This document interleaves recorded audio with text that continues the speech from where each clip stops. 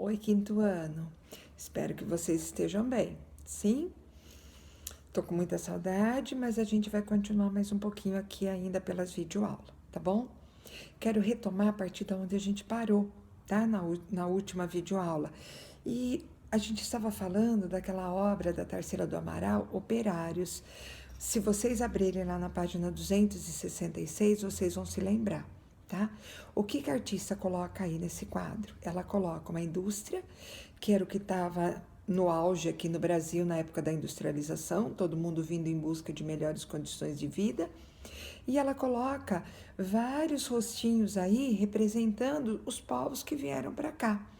E a gente tem uma miscigenação muito grande aqui no Brasil, né? Como eu já expliquei na última aula. Essa obra Operários retrata, então, o Brasil operário da época da nossa industrialização, tá? Então, eu vou partir daí e eu vou falar que junto com as pessoas que migraram aqui para o Brasil, que vieram aqui em busca de uma casa, em busca de condições financeiras melhores, veio também muitos artistas, tá?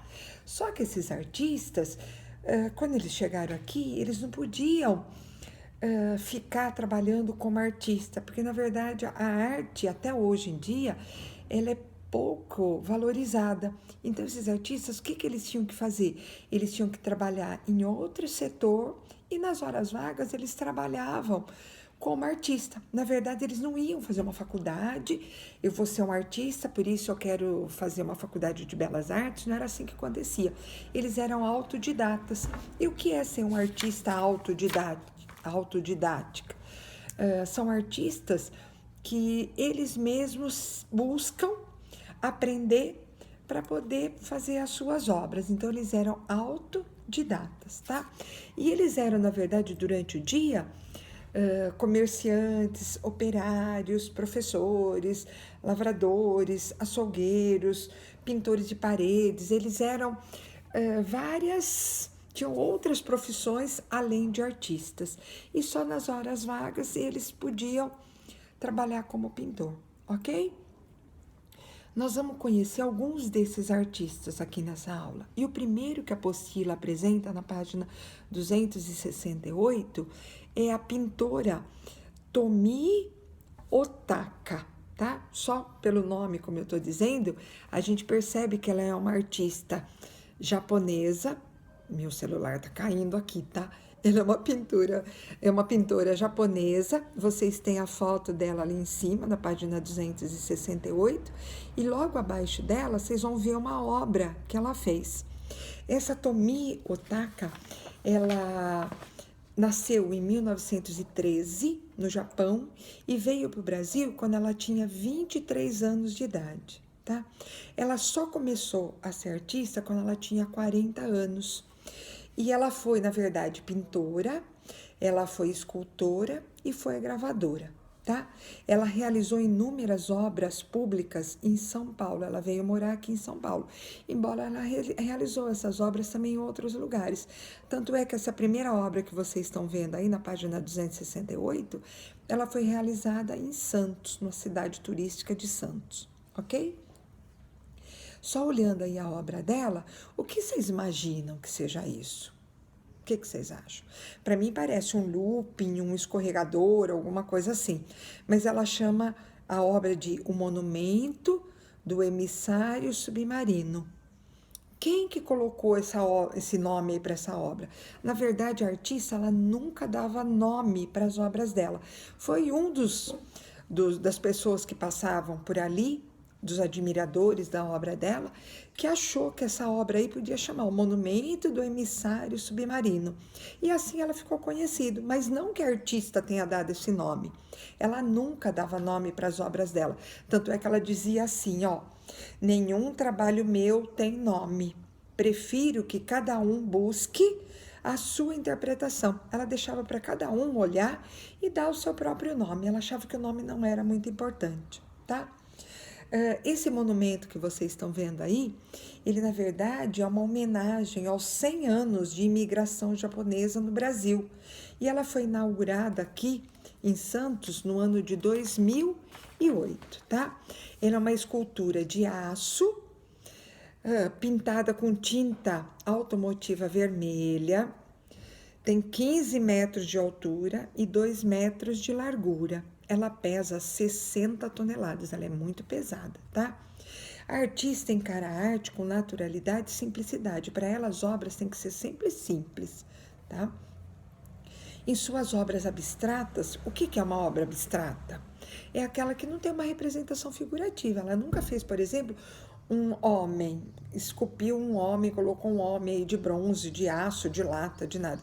Ela não colocava coisas conhecidas, e sim obras abstratas, tá? Ela soube aplicar as cores de maneira organizada e racional. Ela não jogava a cor assim, jogar uma lata de tinta e caísse do jeito que caía. Não, ela escolhia as cores e de modo organizado ela aplicava. Verde onde era o verde, azul onde era o azul, laranja porque ela queria laranja. Ela organizava para poder colocar essas cores, ok?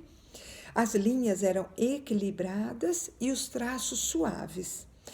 Todos admiravam suas obras, mesmo aqueles que não gostavam muito da arte abstrata, acabavam gostando das obras dela pela simplicidade das linhas, ok? Ela realizou esculturas de grandes dimensões, bem grandonas, altas, com tamanho grande, tá? E a maioria nos espaços públicos da cidade de São Paulo. Como eu já disse, ela tem obras em outras cidades, mas a maioria delas está na cidade de São Paulo. Tá? Na página 269, vocês podem ver bastante esculturas dela, inclusive numa delas a própria artista está lá admirando a sua obra. Tá? Ela foi conhecida, na verdade, como a Dama das Artes Plásticas Brasileira. Ela teve esse nome aí, tá bom? Vocês gostaram? Tá. Nós vamos pular agora na página seguinte, vira aí, ó, página seguinte, nós vamos conhecer um outro artista. E tem a imagem dele ali também, que é chamado de Manabu Maybe, tá? Tem gente que fala Mabe, mas a maior parte das pessoas o conhecem como Manabu Maybe. O que esse Manabu Maybe fez? Também é um artista japonês, vindo para cá, para o Brasil, e que também se instalou em São Paulo, tá? Ele veio aqui para o Brasil ainda quando ele era criança, tá? Ele trabalhou nas lavouras de café e pintava apenas nos dias de chuva, porque no dia de chuva ele não precisava trabalhar. E aí ele podia fazer suas obras. Chovia, ele não precisava colher café, e aí ele pintava. Mas ele foi um artista muito, muito pobre, ele não tinha dinheiro para montar um ateliê. E o que ele fez? Ele improvisou um ateliê no meio da lavoura de café. E ali, nas horinhas vagas que ele tinha, ele acabava pintando. Ele fez um cobertinho ali, que ele improvisou um ateliê, e ali ele ficava pintando as paisagens que ele via e as naturezas mortas, que era o forte dele. Ele adorava pintar a natureza morta. Tá? Não coisas mortas, defunto, mas natureza morta é tudo que não tinha vida. Por exemplo, ele pegava um café, uma folha de café, um pouquinho de café, tirava, punha ali na frente dele e ele ficava pintando. Como o café saiu do pé, aquilo ali é uma natureza morta, ok? Então ele gostava muito de pintar as paisagens que ele estava vendo. Ele ganhou vários prêmios em sua carreira artística, entre ele o de melhor pintor nacional na 5ª Bienal de São Paulo em 1959, ok? Ele era conhecido no Brasil como o samurai da pintura. O que é um samurai? Significa aquele que tem o maior prestígio, porque um samurai era aquele que ocupava os mais altos cargos que podia ter. Tá? Então, por isso ele é um samurai da pintura, aquele que tinha maior prestígio aqui no Brasil. Ele pintava sempre com cores fortes e vibrantes e de dimensões grandes. As telas dele era bem grande, tá?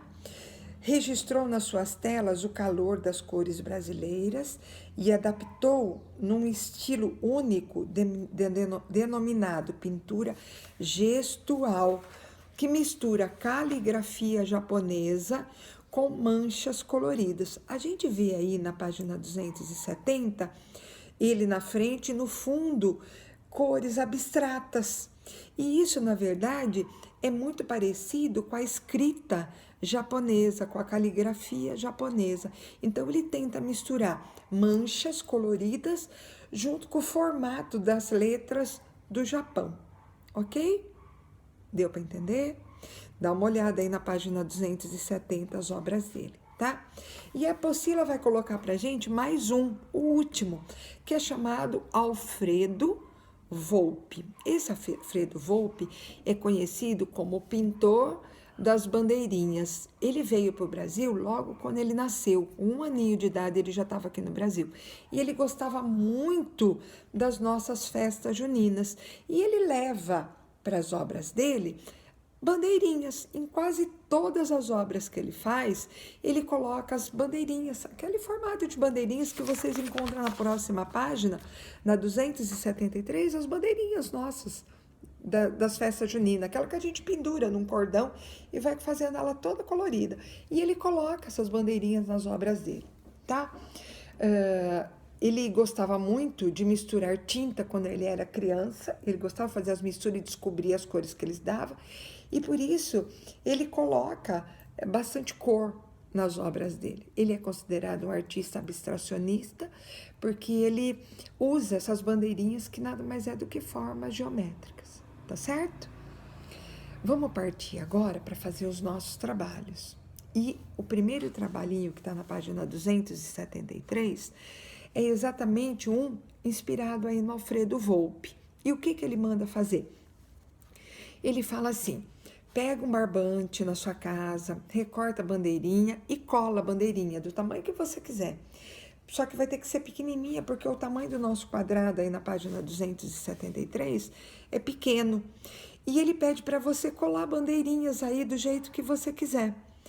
Fazendo uma linha e cola as bandeirinhas, você pode colocar ela trançada, pode colocar do jeito que você achar melhor.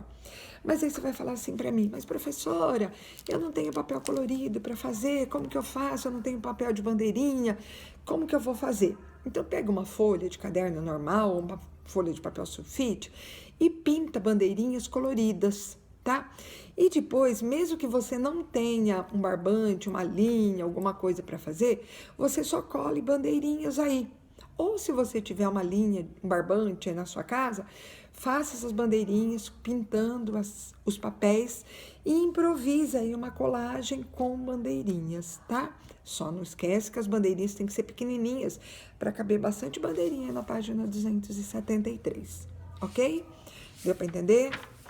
Muda aí para a página 274. Nessa 274, nós vamos trocar a atividade. Não vamos fazer do jeito que está aí, porque não daria, porque você não tem tintas aí na sua casa. A gente vai pegar um papel, uma folha de sulfite, e vamos fazer um trabalho na folha de sulfite. Eu quero que vocês criem para mim uma obra abstrata. O que é criar uma obra abstrata? Tem dois tipos de obra abstrata: abstrata formal e abstrata informal. A informal é aquela que a gente olha assim, a gente fala assim: nossa, professora, mas isso é uma obra de arte? Parece que o artista jogou um monte de tinta assim, jogou e caiu do jeito que queria. Essa daí é uma abstração informal. Nós não vamos fazer essa também. Nós vamos fazer uma abstração formal. O que é isso?